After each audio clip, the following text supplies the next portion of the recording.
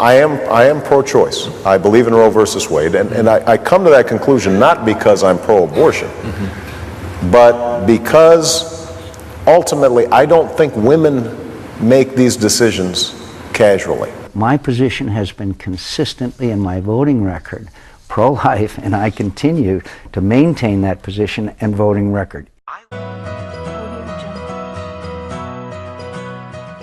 The United States is known as the land of the free. Each citizen has many freedoms and rights that can be exhibited. Voting, protesting, privacy, religion, speech, and press are all examples of these many freedoms. The freedom of abortion is a constant debate and a major topic of conflict that every part of the United States deals with. Since the first abortion thousands of years ago, it has been a popular form of birth control and as a result caused much debate. In ancient time, the father of the family had full control and used abortion as a legal form of birth control. Abortion carried over to America and many laws were put into place to either prohibit or limit the use of abortion or contraceptive. One creation was the Comstock Laws, created in 1873, that prohibited all contraceptive. During this time, the law regarding abortion stated that a woman could only receive an abortion if her life was in danger. The Roe v. Wade case gave the final verdict. Some conservative states, such as Texas, made abortion illegal if the woman's life wasn't in danger, which was the main focus in the Roe v. Wade case. The 9th and the 14th Amendments allow a person to privately make decisions regarding their personal welfare. The Roe v. Wade case failed to put an end to the debates regarding abortion, and from these cases, two vastly different beliefs regarding abortion were created: pro-choice and pro-life. These two groups created a stronger debate.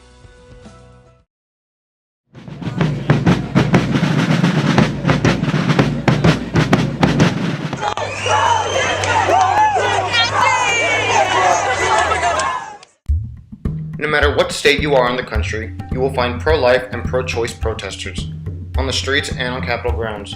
Most of these protests are in forms of marches and rallies. Some protests can even have 500,000 people.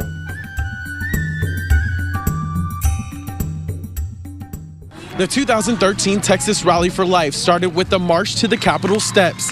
Thousands from across the state waved signs showing their support of the pro-life cause. Local pro-choice activists tonight, dozens met in Duncan Plaza in front of City Hall with signs and candles. About 30 minutes into the vigil, where dozens of pro-choice supporters from various church and community groups were organized, the pro-life supporters from out of town made an appearance.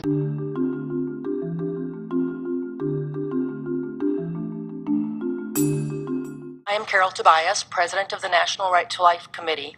NRLC is a nationwide federation of 50 state-affiliated Right to Life organizations.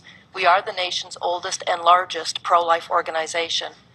We find the formal title or marketing label, Women's Health Protection Act, to be highly misleading.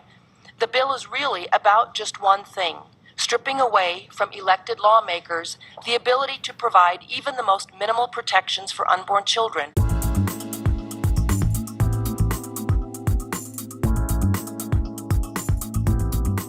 I believe it is a choice by people to be able to decide for themselves if it's the right thing for them to do or not. I don't think that the government should get to decide what a woman does with her body. Abortion is affecting me a lot, actually. Mainly because my mom got pregnant when she was 17 with me. So knowing that I'm here now, I'm blessed to be here, because my mom always tells me the story of how even though she got pregnant when she was 17 and stuff, she always says that the first day she saw me, that was it. Like, there's no way she was getting rid of me. No way that she would ever want to get the abortion. And that just kind of makes me feel blessed. Who are we to decide what a woman is to do with her body? But then you have to think about, who is she to decide to take a life?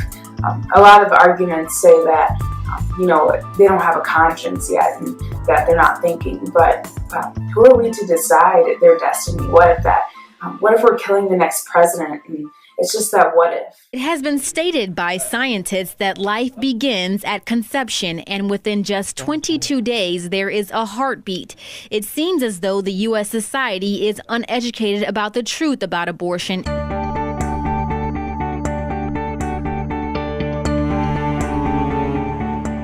It's an insoluble contradiction. It's one of those dilemmas which simply cannot be resolved.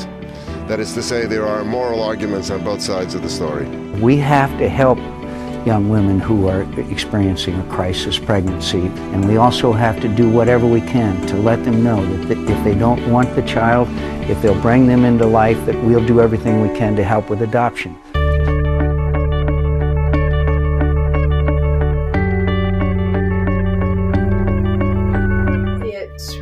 It was an intense discussion with me and my daughter when she got pregnant prior to being married. And we had that conversation. Again, it wasn't my decision, it was hers. But I have a great 5-year-old grandson now. So, but again, everyone has to make their own choices.